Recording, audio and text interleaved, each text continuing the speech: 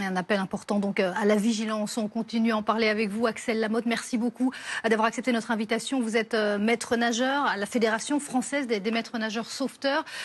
Tout d'abord, quel type de situation de noyade vous avez rencontré le plus fréquemment ces dernières semaines? Bonjour. Alors, les noyades, c'est de tous âges, hein. Alors, sur le littoral, c'est souvent des personnes adultes.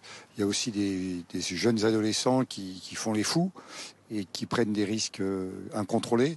De toute façon, nous conseillons à la Fédération française des maîtres nageurs sauveteurs de toujours se baigner par deux, de manière à ce qu'il y en ait un des deux qui puisse alerter les secours. Alors, se baigner uniquement aux horaires de surveillance, dans les zones de surveillance, bien évidemment.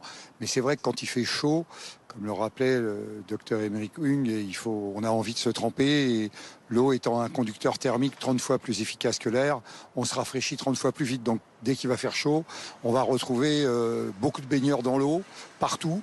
Et là, on risque d'avoir de nouveau une augmentation du nombre de noyades. Il y a aussi des cas de noyade où on s'en va un petit peu trop loin, on est pris d'une crampe. Dans ce cas-là, est-ce que vous avez un conseil à donner? Qu'est-ce qu'on peut faire? Vous savez, on a 3500 km de rivage. Alors, à 5 mètres du bord, vous pouvez faire 3500 km. Donc, n'allez pas à la bouée des 300 mètres, hein, en particulier en Méditerranée. Parce qu'en Atlantique, il y a des marées, donc il n'y a pas la bouée des 300 mètres, bien souvent. Mais dans la Méditerranée, il y a la bouée des 300 mètres et plein de gens veulent aller à la bouée des 300 mètres.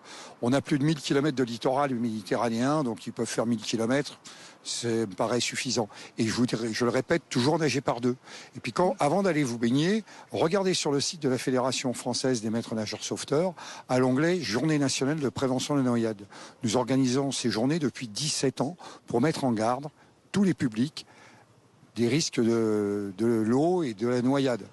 Donc on pourrait économiser beaucoup de vies humaines et beaucoup d'argent pour la sécurité sociale au passage, si les gens prenaient des précautions élémentaires, toujours se baigner par deux et effectivement faire attention aux baignades uniquement surveillées aux heures de surveillance. On pense aux parents de jeunes enfants, et évidemment, puisque souvent ils ne savent pas encore nager, on est vigilant, parce qu'il faut savoir que ça peut aller très très vite dans le cas d'un tout petit enfant. C'est extrêmement rapide. Vous savez que le cerveau en anoxie cérébrale peut résister 2 minutes. Au-delà de 2 minutes, le nombre de neurones que nous perdons est absolument énorme et les risques de récupérer quelqu'un, surtout dans l'eau chaude, sont extrêmement limités au-delà de 2 minutes. C'est-à-dire que 2 minutes, c'est le temps de détection, le temps de le sortir de l'eau et de pratiquer les gestes de premier secours, une réanimation cardio-pulmonaire. Donc vous voyez, tout ça, c'est en moins de 2 minutes. Donc tout ce qu'on peut faire, c'est de la prévention et encore de la prévention. Et quand on a des petits-enfants, on est dans l'eau avec eux. Hein, on n'est pas sur le bord, on est dans l'eau avec eux. Merci beaucoup à vous. La prévention, c'est ce qu'on voulait faire, évidemment. Merci Axel Lamotte d'avoir été notre invité dans l'Après-midi Info. On en vient